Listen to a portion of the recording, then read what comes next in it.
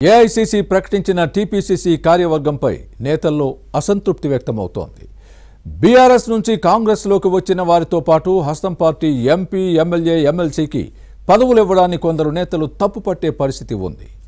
ఇచ్చిన పదవి నచ్చలేదని, అది తనకొద్దని ఓ నేత తిరస్కరిస్తే, డీసీసీ అధ్యక్ష పదవి ఆశించిన లీడర్కు టీపీసీసీ వైస్ ప్రెసిడెంట్ పోస్ట్ ఇవ్వడంపై అసహనం వ్యక్తం చేశారు మరో నాయకుడు.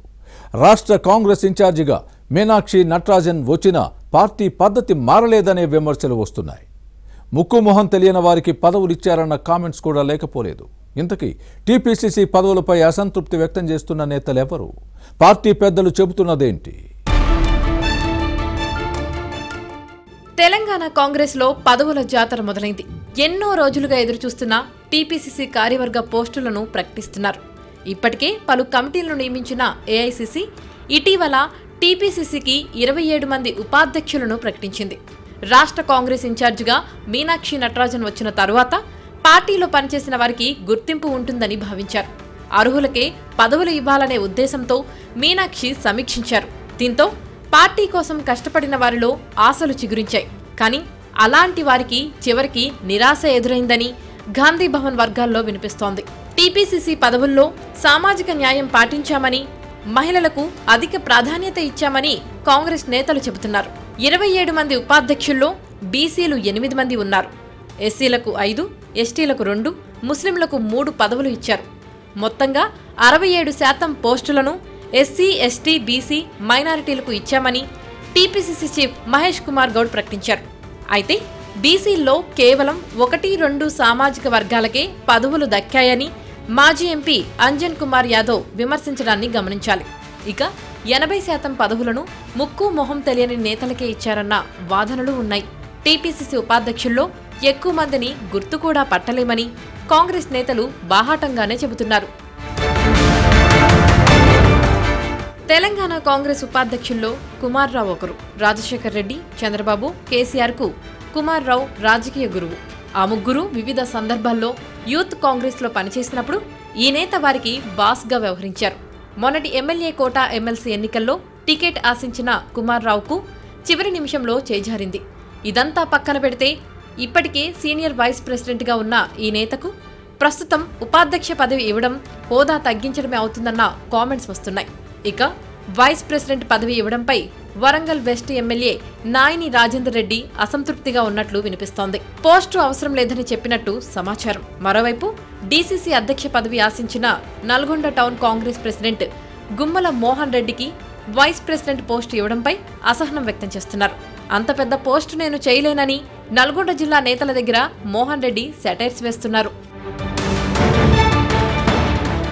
ఎమ్మెల్సీ బల్మూర్ వెంకట్కు టీపీసీసీ ఉపాధ్యక్షుడిగా స్థానం కల్పించడమేంటన్నది కొందరి ప్రశ్న. పదవుల భర్తీ సరిగా లేదన్న వాదనలు ఉన్నాయి. పార్టీ కార్యక్రమాలకు దూరంగా ఉండే నల్గొండ ఎంపీ రఘువీర్ రెడ్డికి టీపీసీసీలో స్థానం కల్పించడం విమర్శలకు తావిస్తోంది. కాంగ్రెస్ అధికారంలోకి వచ్చిన తర్వాత బీఆర్ఎస్ నుంచి వచ్చిన బస్వరాజు సారయ్యకు పదవి ఇవ్వడాన్ని కొందరు నేతలు తప్పుపడుతున్నారు. ఈయన గతంలో కాంగ్రెస్లో పనిచేసిన విషయాన్ని కొందరు గుర్తు చేస్తున్నారు. అలాగే అసెంబ్లీ ఎన్నికల ముందు బీఆర్ఎస్లోకి వెళ్లి కాంగ్రెస్ పవర్లోకి వచ్చిన తర్వాత మళ్లీ పార్టీ కండువా కప్పుకున్న సంగిశెట్టి జగదీష్కు పదవి ఎలా ఇస్తారని క్యాడర్ క్వశ్చన్ చేస్తోంది. ఇక భారత పౌరసత్వం లేదని అసెంబ్లీ ఎన్నికల్లో టికెట్ రిజెక్ట్ అయిన పాలకుర్తి కాంగ్రెస్ నేత ఝాన్సీ రెడ్డికి వైస్ ప్రెసిడెంట్ పదవి ఇవ్వడం విమర్శలకు తావిస్తోంది. ఈమె వ్యవహార శైలిపై పార్టీలో చాలా ఫిర్యాదులున్నాయి. అసెంబ్లీ ఎన్నికల్లో బీఫామ్ తీసుకోవడానికి వారం రోజుల ముందు కాంగ్రెస్లో చేరిన బండి రమేష్కు టీపీసీసీలో స్థానం కల్పించడం ఏంటి అని ప్రశ్నిస్తున్నారు. గత ఎన్నికల్లో సనత్ నగర్లో ఓడిపోయిన కోటా నీలిమకు కేవలం పవన్ ఖేరా రికమెండేషన్తోనే పోస్టు లభించిందన్న విమర్శలు ఉన్నాయి. పార్టీలో యాక్టివ్గా లేని కొండ్రు పుష్పలీలకు టీపీసీసీ పదవి ఇవ్వడంపై అసంతృప్తి వ్యక్తమవుతోంది.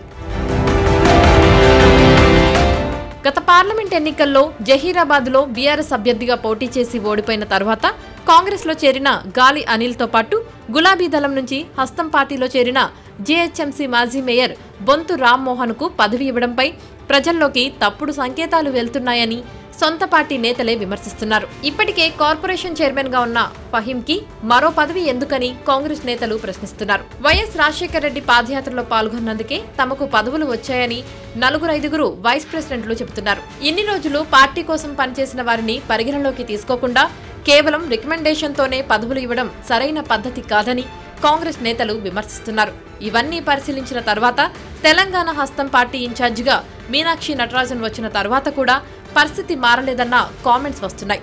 నేతల్లో నెలకొన్న ఈ అసంతృప్తి, ఆగ్రహావేశాలను చల్లార్చేందుకు పార్టీ నాయకత్వం ఎలాంటి చర్యలు తీసుకుంటోందో చూడాలి.